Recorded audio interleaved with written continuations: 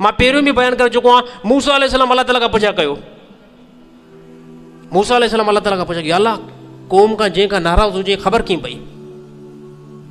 अलाह ताला फरमाए चंद हुन जूं निशानियूं आहिनि। अलाह कुझु बयानु थी वञनि, अलाह ताला फरमायो हे मूसा, जंहिं क़ौम जे मथां मां नाराज़ हूंदो आहे न, उन जे मथां जेको आहे ज़ालिम हुकुमरान जेको मुसलत करे छॾींदो आहियां। इन क़ौम खां जेको मां नाराज़ आहियां, इहा क़ौम जेकी आहे सरकशी तरफ़ आहे। या अलाह ॿियो कुझु? हा, अलाह ताला फरमाए ॿियो कुझु बि आहे।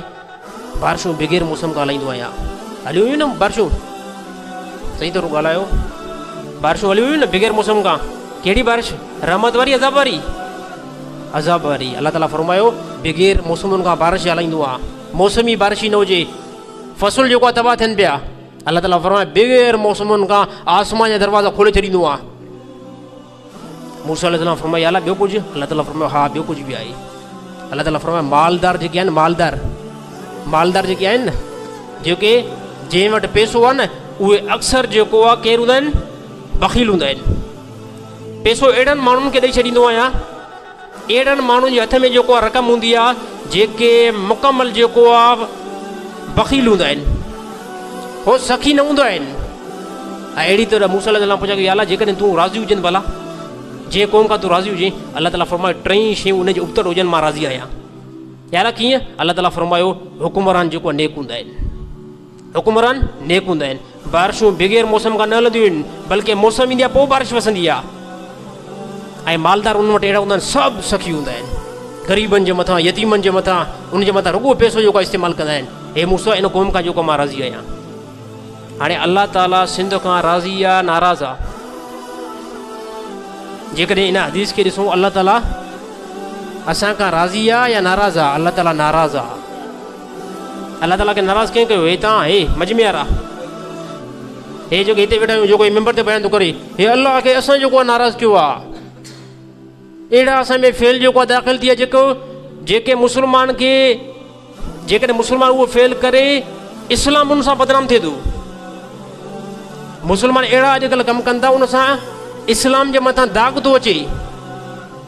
इस्लाम जेको आहे कहिड़े मुंहं सां जेको आहे पोइ असां इहो जेको इस्लाम जेको आहे उम्मत ताईं पहुचायूं, जंहिंजा मुस्लमान जेको आहे धोखो कंदा हुजनि, जंहिं इस्लाम जा मुस्लमान जेको आहे ॿ नंबरी कंदा हुजनि, शराब जेको आहे पीअंदा हुजनि, क़त्ल जेको आहे कंदा हुजनि, ज़िना कंदा हुजनि, धोखेबाज़ी कंदा हुजनि, ॿ नंबरी कंदा हुजनि। इस्लाम खे यकीन कयो, इस्लाम खे असां जेको आहे हिन टाइम बदनाम था कयूं। इन जो ख़बर तव्हांखे पोइ पवंदी जंहिं टाइम तव्हां ख़बर मिलंदव। केतिरनि जेको आहे दुनियानि ताईं, गैर मुस्लमान ताईं हिन टाइम इस्लाम जो पैगाम छा थो वञे? जेको मुस्लमान तव्हां कयो था, हे सभु ॾिसनि था गैर मुस्लिम, हे गैर मुस्लिम ॾिसंदा त मुस्लमान जी कहिड़ी हिन टाइम कंडीशन आहे। इन जेको आहे न, हे जेकी असांजी हालत हले थी न, इन खे ॾिसी करे हो कॾहिं बि मुस्लमान न थींदा। उहो चवंदा पोइ तव्हां में असां में फ़र्क़ु जेको छा आहे? अञा असां जेको ज़ुल्म कुझु घटि कयो था, तव्हां जेको तव्हांजा ॿ टका अञा अॻिते आहिनि। मुंहिंजा ॿार दोस्तो, हे थोरी ज़िंदगी आहे, तकबर इन ते जेको आहे छॾे ॾियो, ज़ुल्म करणु जेको आहे छॾे ॾियो, वॾाई जेको आहे करणु छॾे ॾियो। कुझु बि न आहे, कुझु बि न आहे।